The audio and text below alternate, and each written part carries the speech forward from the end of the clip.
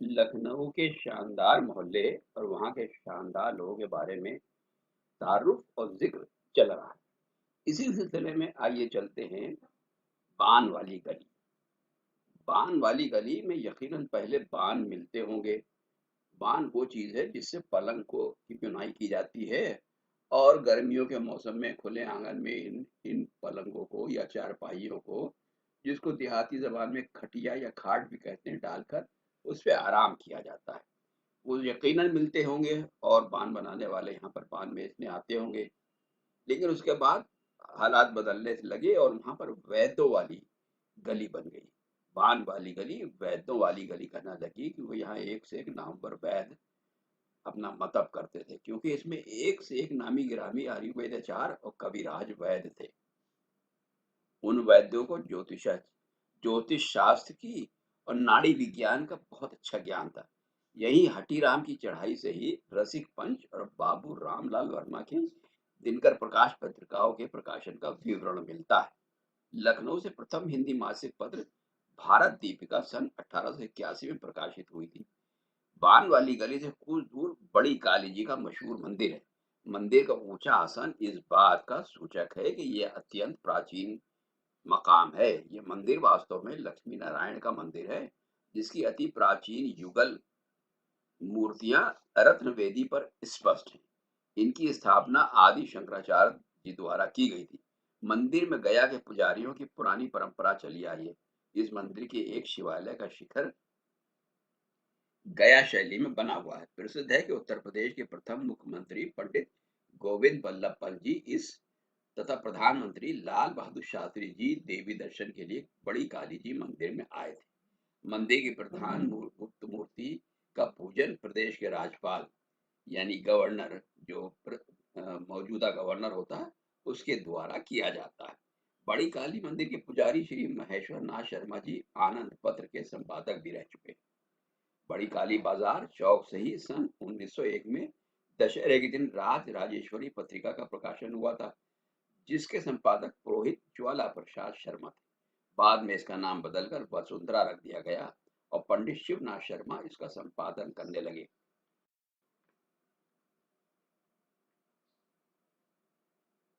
लखनऊ में पत्रकारिता यानी जर्नलिज्म प्रारंभ करने वालों में अवध बिहारी लाल समर का नाम शामिल है, जिनकी पुस्तक खयाबाने समर बहुत मशहूर हुई। समर ने कायस्थ समाचार, कायस्थ उपदेशक और कायस्थ अखबार 3 पत्र प्रकाशित किए थे। बड़ी काली मंदिर के पीछे नाई बाड़े में ही रोशन लाल जी की बारादरी है। बड़ी काली मंदिर में होने वाले बेशुमार मुंडन सरकार के लिए यहाँ नाई आकर बस गए थे। नाई बाड़े में ही सखी संप्रदाय के कवि पिया जी रहते थे। यही लाला रोशन लाल जी के बेटे बेली पचराज जरीफ भी रहते थे। बड़ी काली जी मंदिर में छोटी काली जी मंदिर जाने के लिए दहला कुआं होकर जाना पड़ता था। हकीकत में ये कुआं पंडित डहला राय के दरवाजे का कुआं था। पंडित जी का परिवार दिल्ली से आकर लखनऊ में बस गया था। उनके ही बेटी मुंशी नारायण प्रसाद बेताब देहलवी के नाम से मशहूर थे और जो नाटक लिखने में पारंगत थे। अल्फ्रेड थिएट्रिकल्स कंपनी उनसे ही अपने नाटक लिखवाती थी। कत्ल मीर, महाभारत और कृष्ण सुदामा उनके मशहूर ड्रामे रहे हैं। प्रसिद्ध भजन तेरे पूजन को भगवान बना मंदिर आलीशान उनका ही लिखा हुआ है। दहला कुआं पर ही दिलदार नगीना की मशहूर नौटंकी हुआ करती। चौक की पुरानी सब्जी मंडी से निकलकर एक रास्ता कूचा मीर अनीस उनकी ड्योढ़ी और मकबरे की तरफ जाता है और दूसरी गली अजीज मंजिल की तरफ मुड़ता है। अजीज मंजिल उन अजीज लखनवी के नाम से है, जो बहुत काबिल इंसान थे और जिन्होंने फारसी में दीवान लिखे थे। ये कश्मीरी घराना गलीचों की तिजारत के लिए लखनऊ आया था। इसी घर के ख्वाजा वसीउद्दीन ब्रिटिश हुकूमत के पहले डिप्टी कलेक्टर थे, जो घर पर कोर्ट कायम करते थे। अजीज मंजिल की शानदार रचना आज भी लखनऊ की पुरानी डेहड़ियों की सूरत में दिखती है। मशहूर उर्दू शायरा अजीज बानो दाराब वफा इसी हवेली में रहती थी। उर्दू के नामी नावल निगार फरुतुल हैदर अपने लखनऊ प्रवास में हमेशा यहीं आकर ठहरती थी और अपने पात्रों तथा वातावरण की तलाश में लखनऊ के गली कूचों को दिलचस्पी के साथ देखती रहती थी। हवाई टोलों से लगे कटरा बीजन बेग और कटरा मिर्जा जुम्मा के मोहल्ले हैं। कटरा बीजन बेग से ही अब्दुल हलीम शरण ने सन 1887 में अपनी उर्दू पत्रिका दिल गुदास का प्रकाशन शुरू किया था। अब्दुल हलीम शरण ने गुलिस्ता लखनऊ जैसी मशहूर हिस्टोरिकल किताबें लिखी हैं, जिसका अनुवाद हिंदी और अंग्रेजी में हो चुका है। शरण का घर जवाई टोले ही में था। सन 1926 में उनका इंतकाल हुआ। उनकी कब्र यहीं पास के ताजमहल की बगिया के पीछे ऊंचे पर मौजूद है। ये ताजमहल की हड़वार कही जाती है और यहाँ पर लखनऊ के नामी हकीमों की बैठक थी, जिसमें हकीम याकूब का नाम बहुत मशहूर है। हवाई टोला वास्तव में हकीमों का मोहल्ला रहा है। हकीम अब्दुल अजीज उनमें से खास थे, जिनके नाम से वो सड़क है जो अकबरी दरवाजे से चौपटिया की तरफ जाती है, जिसे अब्दुल अजीज रोड कहते हैं। इसी मोहल्ले में रहकर प्रसिद्ध फिल्म गीतकार और शायर मजरू सुल्तानपुरी ने हकीमों की तालीम हासिल की थी। छवाई टोले में ही खतीजा मस्तूर और हाजरा मस्तूर जैसी मशहूर अफसाना निगार बहनों का घर था। कटरा वफा बेग में मिर्जा मुगल बेग की मस्जिद में नवाब मोहम्मद अली उर्फ शहरयार रहते थे। शहरयार मिर्जा लखनऊ की पुरानी तहजीब के आखिरी अलमबरदारों में से थे और वो बहुमुखी प्रतिभा के धनी थे। पारसी थिएटर के पर्दे बनाने वाले शहरयार मिर्जा चौक की रामलीला के निदेशक भी रहे थे। क्या जन्माष्टमी का श्रृंगार तो क्या इंद्र सभा, सब में उनके उनकी बराबर से दिलचस्पी रहती थी। चौपटिया में दिलाराम की बारादरी थी। राजा दिलाराम कश्मीर ब्राह्मण थे। यहाँ पर जश्न, जलसे, मुशायरे और नाच गाने की महफिलें हमेशा होती रहती थी।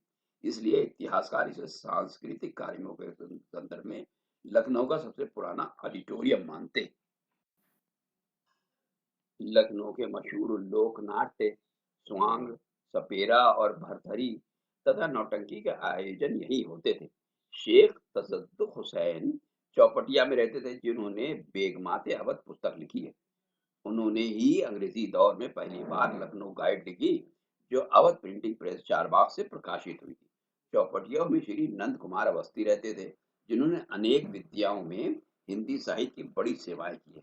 उन्होंने बंगला भाषा की कृतिवासीय रामायण का हिंदी अनुवाद भी किया था। चौपटिया के करीबी मिर्जा अली रजा बेग कोतवाल का बनवाया हुआ एक फाटक था।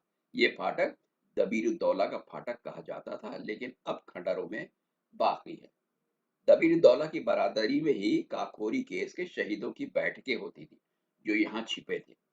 दबीरुद्दौला फाटक में प्रसिद्ध शायर जाफर मलियाबादी का निवास रहा है। उनका लिखा हुआ फिल्म बरसात का गाना कौन भूलेगा, ओ ओ ओ ओ मुझे किसी से प्यार हो गया। लखनऊ के प्रसिद्ध मशहूर लोगों में आगे है डॉक्टर महेश चंद्र सिन्हा जी। यही रतन लाल के खाते में रहते थे। कवित्री सुमित्रा कुमारी सिन्हा जी उनकी ही बेटी थी। रानी कटरा में बड़े शिवालय के पास गणेश मंदिर है, जिसे 1935 में क्षमापति आयुर्वेदाचार्य की स्मृति में पंडित बाल मुकुंद वाजपेयी द्वारा बनवाया गया था। पंडित बाल मुकुंद वाजपेयी जी रानी कटरा के निवासी थे, जिन्होंने लखनऊ में लक्ष्मण पत्रिका का प्रकाशन प्रारंभ किया था। सुप्रसिद्ध पुरंदर कवि श्री रानी कटरा के निवासी थे। रानी कटरा से खेत गली होकर जो रास्ता चौपटिया की तरफ जाता है, उसमें छोटा शिवाला है। रानी कटरा की खेत गली में पंडित ब्रिजनाथ शारगा साहब का मकान था, जो पेशे से वकील थे, पर शिक्षा क्षेत्र में उनका विशेष योगदान था। इसी खेत गली में हिंदी के दिग्गज विद्वान और कवि पंडित रूप नारायण पांडे जी रहे। पांडे जी अपनी काव्य क्षमता के अतिरिक्त अच्छे अनुवादक और श्रेष्ठ संपादक थे। उन्होंने सन 1922 में नवल किशोर प्रेस की पत्रिका माधुरी का संपादन प्रारंभ किया था। फिर 1927 में वे दुलारे लाल भार्गव की पत्रिका सुधा के संपादक बने। सन 1928 से उन्होंने फिर माधुरी के संपादन का कार्यभार संभाला, जिसका कार्यवहन सन 1950 में माधुरी के प्रकाशन बंद होने तक जारी रहा। रूप नारायण जी ने शतदल नाम की एक साहित्यिक संस्था की स्थापना की थी, जिसका उद्देश्य प्रमुख साहित्यकारों के बीच एकता रखना था। उस संस्था के तत्वाधान में अनेक साहित्यिक कार्यक्रमों का आयोजन हुआ करता था। पंडित रूप नारायण पांडे जी कमलाकर उपनाम से कविता करते थे। उनकी खड़ी बोली हिंदी की कविताओं का प्रचुर संग्रह पराग है। रानी कटरा में राधे कृष्ण वाजपेयी जी भी रहते थे। एक बार आचार्य महावीर प्रसाद द्विवेदी जी उनके घर पर पधारे। रानी कटरा हिंदी साहित्य सेवियों का गढ़ रहा था। पंडित बृहदनाथ चरखा जैसे साहित्य सेवी यही रहे। पंडित श्री विशाल वाजपेयी जी भी यही कहे, जो भड़ौवा लिखने में माहिर थे। रानी कटरा में ही हिंदी भाषा और सूर साहित्य के परम विद्वान श्री प्रेम नारायण टंडन जी रहते थे। चौपटिया में जियालाल का फाटक राजा जियालाल की हवेली का सदर दरवाजा है, जिस पर लखोरियों की चुनाई देखने के काबिल है। राजा जियालाल मोहम्मद अली शाह के दरबार में नायब थे, जिन्हें शाह अवध से सर दफ्तर खास सुल्तानी का खिताब मिला था। वो गुलशन नाम से शायरी भी करते थे और दीवाने गुलशन उनकी रचना है। राजा जियालाल साहब के बेटे कुंवर अम्बे सहाय अबूर भी शायर थे। सराय माली खां में मुंशी जगन्नाथ सहाय खुशतर जी रहते थे। मुंशी जी श्रीवास्तव थे और अपने सुंदर सुलेख के लिए जाने आलम के दफ्तर में मुतसद्दी बना दिए गए थे। उनकी लिखी हुई खुशतर रामायण मशहूर है। इसी प्रकार राम राय मनसा राम श्रीवास्तव के बेटे मनसुख राम के पुत्र मुंशी आत्मा राम श्रीवास्तव जी थे, जिनके पुत्र तोता राम शाया नवल किशोर प्रेस के अवध अखबार के एडिटर भी रहे। लखनऊ में एक मुंशी तोता राम शिया बलग्रामी भी रहे, जो मुंडूलाल जार के शागिर्द थे। एक से एक नामवर, एक से एक मशहूर शायर और मुसन्निफ इस पुराने इलाकों में रहा करते थे। सराय माली खां और चौपटिया के बीच में माहू लाल की चढ़ाई पड़ती है, जो हकीकत में मोधो लाल की चढ़ाई कहता है। यही प्रसिद्ध शायर आतिश लखनवी का मकान था। दिल्ली के ख्वाजा अली बख्श के बेटे आतिश का पूरा नाम ख्वाजा हैदर अली आतिश लखनवी स्कूल के गजल के उस्ताद थे और मसफी के शागिर्द थे। आतिश के लिए मशहूर है कि वे शराब से परहेज करते थे, लेकिन भंग बहुत पीते थे। उनके कलाम में नरमी ऐसी होती थी कि बस दिल पिघल कर रह जाए, लेकिन स्वभाव में वो गर्मी के एक जरा से में आग हो जाते थे। 20वीं सदी के सबसे नामवर शायर रघुपति सहाय फिराक गोरखपुरी ने उनके विषय में लिखा है। आतिश भोली भाली तबीयत के शिया मुसलमान थे। उन्हें नमाज पढ़ना भी ठीक तरह नहीं आता था। आतिश के शागिर्दों की संख्या बहुत अधिक थी और उन्हें पंडित दयाशंकर नसीम सरे फहरिस्त रहे। पश्चिम लखनऊ के वजीर बाग के एक तरफ अंबरगंज है, तो दूसरी तरफ रुस्तम नगर। बहू बेगम ने अपने खास ख्वाजा सरा अंबर अली खां के नाम पर अंबरगंज बसाया था। इसके पास ही पसंद बाग है, जिसमें बेगम अख्तर की मजार है। पसंद बाग के पीछे गढ़ी पीर खां है, जो पीर खां के नाम से एक रिसालदार ने बसाई थी। प्रसिद्ध रंगकर्मी प्रयाग दास वर्मा यही के निवासी हैं। पीडी वर्मा साहब उच्च कोटि के अभिनेता तो रही हैं, अपने सशक्त निर्देशन के लिए भी नाट्य नगर जगत में जाने जाते हैं। गढ़ी पीर खां में ही मशहूर तबला वादक राजीव शुक्ला रहते हैं, जिनका तबला आज लखनऊ का नाम रोशन कर रहा है। इसी मोहल्ले से लगा हुआ बैदनपुर हुआ या मौजम नगर है, जहाँ शास्त्रीय उप शास्त्रीय तथा सुगम संगीत के विख्यात गायक गुलशन भारती का निवास है। वर्तमान समय में ठुमरी और गजल के बहाने से उन्होंने देश भर में लखनऊ की आन बान को न सिर्फ जिंदा रखा है, अपनी गायकी को प्रतिष्ठित पहचान भी दी। गुरु शिष्य परंपरा को उन्होंने फिर से प्राणवान किया, यानी जिंदा किया है।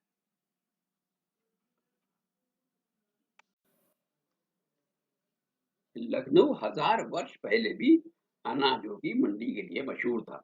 राजपूतों, ब्राह्मणों, भरों, रैक बारों, ठाकुरों और राजपासियों ने भी सभी के जमाने में लखनऊ एक विशाल मंडी की तरह बराबर मौजूद रहा है।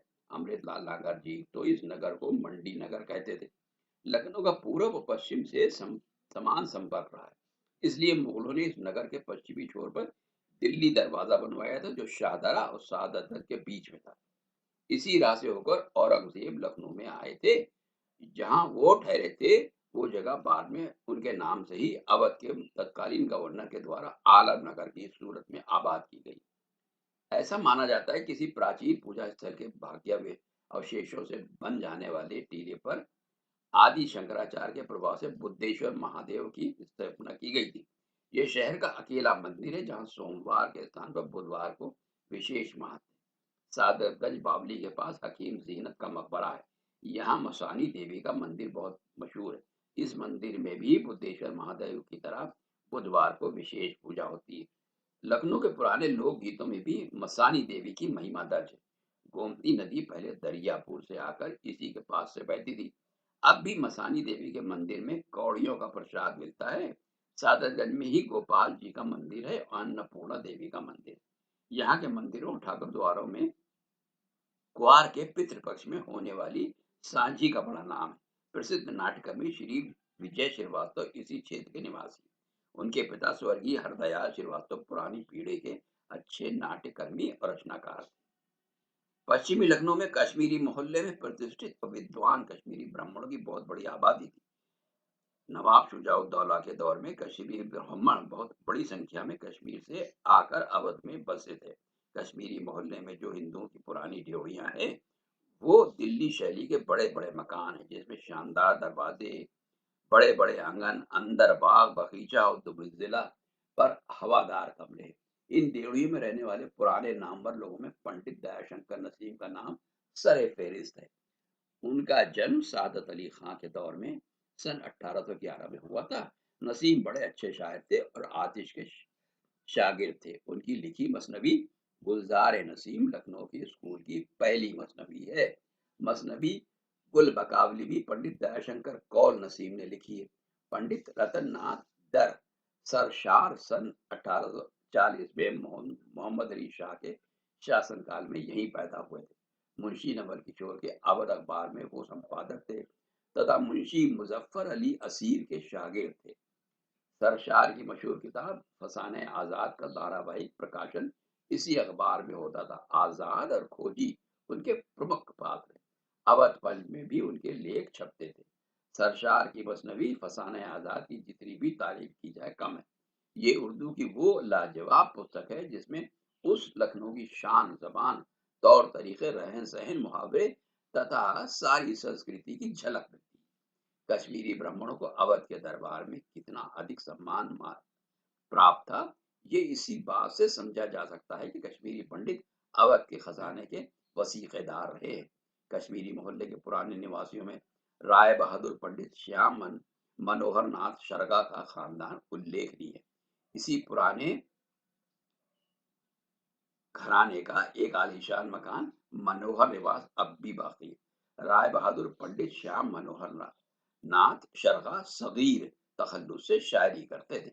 राय बहादुर शर्मा साहब की सामाजिक सेवा की स्मृति में इस मोहल्ले में सन 1918 में शर्मा पार्क बनाया गया था जो आज तक मौजूद है। इस प्रसिद्ध परिवार के प्रपौत्र श्री वैकुंठ नाथ शर्मा श्री पंडित वैजनाथ शर्मा की हवेली मनोहर निवास के वासी हैं जो बड़े विद्वान और साहित्य प्रेमी रहे। यहाँ पास में पंडित ब्रिज नारायण चकबस का पुराना मकान है। इसी मोहल्ले में जन्म लेकर वो पढ़ लिख कर जवान हुए। सुबह वतन चकबस के सरबोत कविता है। चकबस यकीन तखल्लुस से शायरी करते थे। चकबस का उर्दू में लिखा हुआ रामायण का एक सीन पत्थर से पत्थर दिल आदमी की आंखों में छलका देता है। इसमें वन गमन के समय राम द्वारा महारानी कौशल्या से विदा लेने की घटना कलमबंद की गई है। उनका लिखा हुआ प्रसिद्ध नाटक कमला एक जमाने में स्टेज की हलचल हुआ करता था। हिंदी साहित्य की सेवा करने वाले इस मोहल्ले के निवासियों में पंडित लालता प्रसाद पटोही का नाम भी मशहूर है। कश्मीरी मोहल्ले में पंडित मोतीलाल नेहरू आया करते थे और उनके दिल बहलाव के लिए सचिन की बाजियां बिछती थी। यहाँ बख्शी भोलानाथ के बाग में सारे कश्मीरी परिवार त्योहार पर एकत्र होते थे। अकबरी दरवाजे से कुछ दरम कदम दूर का इलाका आज भी बांस की सराय कहलाता है। नवाबी वक्त में यहाँ एक नामी सराय हुआ करती थी जिसका दरवाजा बांस से बना हुआ था जो कि इस नामकरण का कारण बना था। जोश मलियाबादी जब तालीम के लिए पहले पहले लखनऊ आए थे तो अपने घर के बड़े के साथ यहीं ठहरे थे। यहाँ मेवे वाली सराय भी थी। चौक का बयान। चौक जो किसी जमाने में लखनऊ का सबसे अहम और सबसे ख़ास बाज़ार हुआ करता था, और उसको एक तरीक़े से लखनऊ के दिल की धड़कन कहा जा सकता है। ये एक ऐसा इदारा था जहाँ लखनऊ का सारा कल्चर सिमट कर एक नुक्ते पर जमा हो गया था। कहने को तो ये एक पतली सड़क है जिस पे दोनों तरफ दुकानें और बाला खानों पर गालिबन जनान बाजारी रहा करती थी, लेकिन हकीकत ये है कि इल्म और अदब के सोते वहीं से फूटते थे और शेर और नगमा के चश्मे इसी चौक के आबशार से उबलते थे। उस दौर को जिसने देखा है कि जब इसी बाजार से बादशाह अपनी सवारी पर होकर गुजरते थे, लेकिन उसके बाद के दौर में भी बहुत बरसों तक वो सिलसिला बरकरार रहा। चौक की शान और चौक की शक्ल व सूरत बरकरार रही। धीरे धीरे जवाल पजीर होते होते चौक की असली शक्ल बिगड़ गई, और अब जो चीज़ जिसे हम जो बाज़ार जिसे हम चौक कहते हैं वो आम बाज़ारों जैसा हो गया, उसकी कोई ख़ास बात नहीं रही। जबकि हकीकत ये है कि शाही दौर में या क़दीम दौर में लखनऊ के रहने वाले इसके हज़ारों चक्कर लगा लिया करते थे, उसके बावजूद भी हर बार एक नएपन का एहसास होता था। पुराने तहजीब व तमद्दुन, ज़ौक़ व शौक़, फ़न गरी और सन्नाई, हुनर परवरी, शेर व नग़मा, फ़िक्र व अदब, गरज के तमाम खूबियों और कमालात का गहवारा था। और पुराने दौर में, क़दीम दौर में लखनऊ शहर का शायद ही कोई शख्स रहा हो जो इस बाज़ार से ना गुज़रा हो, यहाँ पर उसने ख़रीदारी ना की हो। चौक की हुदूद गोल दरवाजे से शुरू होकर अकबरी दरवाजे पर ख़त्म हो जाती है। इन दोनों दरवाज़ों के दरमियान अंदाज़न एक फरलांग का फासला होगा, लेकिन उसमें बला की वसअतें हुआ करती थी। गोल दरवाजे से दाखिल होते ही पहले सर्राफा आता है, जहाँ एक सिमत दुकानों में चांदी सोने के जेवरात वगैरह और दूसरी तरफ चिकन, कामदानी और कारचोप के बेहतरीन शाहकार फ़रोख्त हुआ करते थे। हालांकि अब भी यही कैफियत मौजूद है, सर्राफा आज भी है और चिकन के मलबूसात आज भी बिकते हैं, लेकिन जो शान और जो खूबसूरती उस दौर में थी, पुराने दौर में थी, वो अब दिखाई नहीं देती। अब तो हर तरफ सिर्फ और सिर्फ भीड़ है। और ख़ास बात यह है कि उन दुकानदारों के दुकानों के आगे चलने की जगह इसलिए नहीं बची है कि वहाँ पर उनकी सवारियाँ खड़ी होती, स्कूटर, मोटरसाइकिल वगैरह। चौक की सड़क चूँकि इतनी चौड़ी नहीं है, अगर थोड़ी चौड़ी होती तो यकीनन कारें भी लेकर आ जाते। तो हुआ ये कि धीरे धीरे उसकी शक्ल बदलते बदलते अब एक बाज़ार की जैसी हो गई है। अब इसको तहज़ीब व तमद्दुन और शेर व नगमा का गहवारा नहीं कह सकते हम। एक ज़माने में यहाँ पर जो दुकानदार थे, उनका अंदाज़ और उनका पहनावा, उनकी बातचीत, तौर तरीक़े इस कदर खूबसूरत अंदाज के हुआ करते थे कि ये अपने आप में एक अजूबा था। वो अजूबा जो अब कभी दिखाई नहीं देगा, ख़त्म हो गया, गायब हो गया। आसिफुद्दौला के दौर से ही चौक की शुरुआत हुई थी, और उस दौर में जब जब लखनऊ की तहजीब अपने उरूज पर पहुंच रही थी, यहाँ की शान और शौकत देखने वाली थी। चौक में दाखिल होने के लिए एक बड़ा फाटक था जो सादगी और वज़ा में कोई ख़ास बात नहीं रखता था, जिस पर नाजरीन की तवज्जो दिलाई जाए, मगर शहरियत में इस कदर ज़बाज़द था कि बच्चा, बूढ़ा, मर्द औरत तमाम राहगीर वाकिफ़ थे। ये अहद आसिफ़ी की बुनियाद है, और जमहूरी हुकूमत ने कंपनी बाग से आने वालों के लिए सामने की ज़मीन को दायरा बनाकर ऐसा नज़र अफरोज़ बना दिया है जो गोल दरवाजे के लिए होना भी चाहिए। हालांकि वो शक्ल अब बिल्कुल गायब हो गई, ख़त्म हो गई, दिखाई नहीं देती, लेकिन फिर भी अगर इसको सोचा जाए, जहन में तसव्वुर किया जाए, तो वो खूबसूरती यकीनन लाजवाब रही होगी। इस गोल दरवाजे के बाहर के रुख पर ऐद शाही से फलों की बिक्री होती थी। जो मेवा कहीं न मिले वो अब गोल दरवाजे में मिल जाया करता था। यहाँ के कबड़िए दौलतमंद और बात के पाबंद मुँह मांगे दाम लेने के आदी। यहाँ पर रंग तरा नारंगी, लीमू, कोला, चकोतरा, तरबूज, पेठा, आंवला, शफ्तालू वगैरह वगैरह मिला करते थे, आसानी से मिला करते थे। और फसल के हिसाब से जो फल होते हैं वो भी यहाँ पर मिल जाया करते हैं, यानी फलों की एक बहुत बड़ी बाजार यहाँ पर थी। अब वो बात नहीं है। अब गोल दरवाजे में दाखिल होने से पहले हलवाई की दुकानें दिखती हैं, और या फिर मक्खन मलाई बेचने वाले दोनों तरफ खड़े हैं, जिससे रास्ता और तंग हो गया है। बहरहाल, वक्त के साथ साथ तब्दीली भी ज़रूरी है, मगर तब्दीली ऐसी होना चाहिए कि जिससे जो ओरिजिनलिटी है, जो उसकी हैसियत है, वो बरकरार रहे, बजाय इसके कि वो बिगड़ते बिगड़ते बिल्कुल नापैद हो जाए। कदीम दौर के बारे में लिखने वालों ने चौक के बारे में बहुत कुछ लिखा है।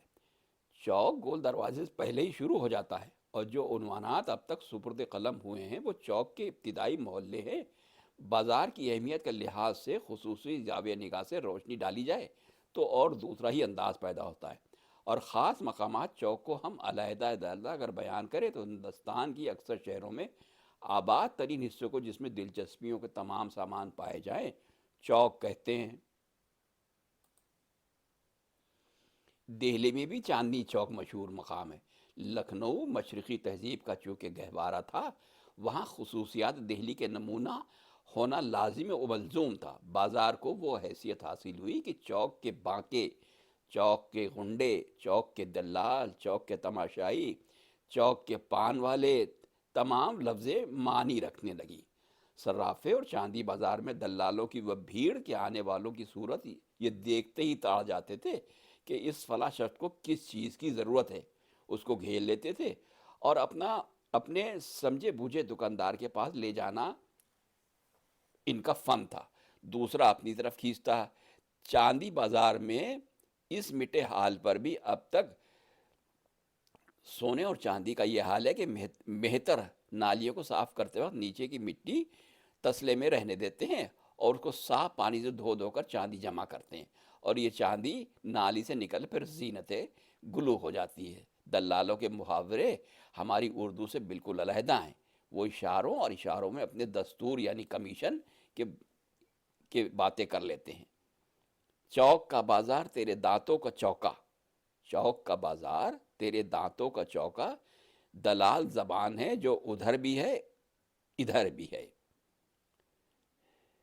मैंने जब फोटोग्राफी शुरू की थी तो चौक ऐसा मकाम था कि जिसकी फोटोग्राफी सबसे अहम, सबसे खूबसूरत थी। और अच्छी तरीके से याद है कि उस दौर में जब मैंने फोटोग्राफी शुरू की है तो ब्लैक एंड वाइट निगेटिव तैयार किए जाते थे, और बहुत सुबह यानी सूरज निकलने के थोड़ी देर के बाद ही जब उसमें दाखिल हुए थे तो कम से कम 20 मेहतरों को चौक के दुकानों के नीचे जो नालियाँ थी उनको उसमें हाथ डालकर अंदर से कीचड़ निकाल के और एक जाली जैसी नुमा उसमें रखते थे छलनी में, और उसमें छान छान कर वो जेवर के टुकड़े निकालते थे, जिसके फोटोग्राफ मेरे पास मौजूद हैं। पान वाले गले में निवार डाले हुए पीतल की खुली हुई पटियारियाँ लिए हुए गिलोरियाँ बड़े अदब से पान खिलाने वालों तक पहुंचाते थे, और एक एक पान पर इनाम पाते थे। पान वालों की दुकानें अलग हैं जिन पर पान के शौकीनों का भीड़ लगी रहती थी। पीतल और तांबे के अचारी नुमा कत्थे चूने की कुलियाँ, पिस्तई पान, खुशबूदार मसाला, तंबोल अवध, तंबोल बहार, शीशियों में कवाम और जर्दा पत्ती जो पसंद आए वो हाजिर है। यानी दुकानें, पान की दुकानें अपने आप में एक खूबसूरत अंदाज रखती थी। अब तो पान की जो दुकानें दिखती हैं उनको देखकर ही आप अंदाज़ा लगा सकते हैं कि ना तो वो पान रहे ना वो खाने वाले रहे। अब तो खैनी और पुड़िया नाम की चीज़ एक दिखाई देती है जो लटकी हुई है, जिसको फाड़ के लोग खाते हैं, उसी के साथ चूना मिला लेते हैं, और उसके बाद इधर उधर पीक को थूकने के लिए जगह ढूंढा करता है। नतीजा ये है कि हर कोने, हर सड़क और हर दुकान के बाहर एक लाल रंग के बड़े बड़े गंदे धब्बे आपको दिखाई दे जाएंगे। तमीज़दार और नफासत पसंद साफ सुथरे लोग पान की दुकान पर जब पहुंचते थे तो कोई भी ये कहता हुआ सुनाई नहीं देता था कि पान लगा दो, क्योंकि ये मुनासिब नहीं था। हमेशा पान बना दो की आवाज़ आएगी, और इससे ज़्यादा नफासत पसंद लोगों को सिर्फ दुकान के सामने आकर खड़ा हो जाना ही काफ़ी हुआ करता था। मिजाजदार दुकानदार आदत के और पसंद के हिसाब से उसी तरीके का पान बना के पेश कर दिया करते थे। यानी आईने में सूरत देखते देखते पान तैयार। हुक्का वाले भी टहला करते थे, इनकी शान भी निराली थी। सर पे साफा या टोपी, गले में नैन सुख का दुपट्टा, पुष्प पर झोला, हाथ में गुड़गुड़ी, गोल दरवाजे से अकबरी दरवाजे तक गुजरते हुए जिसने दो कश पिए, कुछ पैसे अपनी शान के मुताबिक दिए, और कभी कभी हुक्के में निगाली लगाकर कोठों तक पहुंचाए और धुआं आसमान की खबर ले। बड़े हिस्से को उर्दू में कक्कड़ भी कहते हैं। लखनऊ के मशहूर शायर आतिश का कौल है, सुबुक समझो ना आह आशिक शैदा को बेदर्दो। सुबुक समझो ना आह आशिक शैदा को बेदर्दो, अगर की बू धुआं देता है कक्कड़ का। चौक में सेपहर से घोड़ा गाड़ी इक्का चलने की रोकथाम हो जाया करती थी, और राहगीरों का वो अज़्दहाम कि अगर इत्तेफाकन कोई फीनस या पालकी गुजरे तो हटो बचो कहते हुए कहारों का नथनों में दम हो जाया करता था, और किसी शरीफ के धक्का ही लग जाए। चौक में इंसानी ज़रूरत की तमाम चीज़ें फराहम हो जाया करती थीं। ये शान थी इस चौक की कि यहाँ पर आपको अपनी ज़रूरत का सारा सामान मिल जाएगा, जिसको कहते हैं दिल को बगल में मार के लेते चले हैं चौक। दिल को बगल में मार के लेते ले तो चले हैं चौक, कहती है क्या निगाहे खरीदार देखिए। लिहाफ की फ़र्दें, सवांग बनने का सामान यानी नकली दाढ़ी मूछे, लकड़ी की खड़ावें, संदूकचा, कलमदान, जेवरात, गोंदरे वाले, पटवे जो इस वक्त हैकल, नौनगे, जोश रेशमी और सूती डोरियों में तैयार कर दें। संदूकचे का कारोबार भी हुआ करता था। और दूसरे कपड़े, चिकन के कपड़े और खाने पीने का सामान। खाने पीने का सामान और हलवाई की दुकानें वो तहसीन अली की मस्जिद से थोड़ा पहले से शुरू हुआ करती थी। मैंने अपने एक वीडियो में जो सिर्फ चौक को डेडिकेटेड है, गोल दरवाजे से लेकर और अखबारी दरवाजे तक जो जिस जिस किस्म की दुकानें हुआ करती, जो मशहूर मकामात हुए थे, उनका तफसीली बयान किया है। कि जैसे कप्तान का कुआं है, दारुशिफ़ा है, वगैरह वगैरह, और तहसीन अली ख़ां की मस्जिद है। इसकी पूरी तारीख़ बयान की है, कब कायम हुए और किसने बनाया, और उसके साथ जुड़ी हुई क्या ख़ास ख़ास बातें थी। बराए मेहरबानी उसको भी देखने की ज़हमत करें।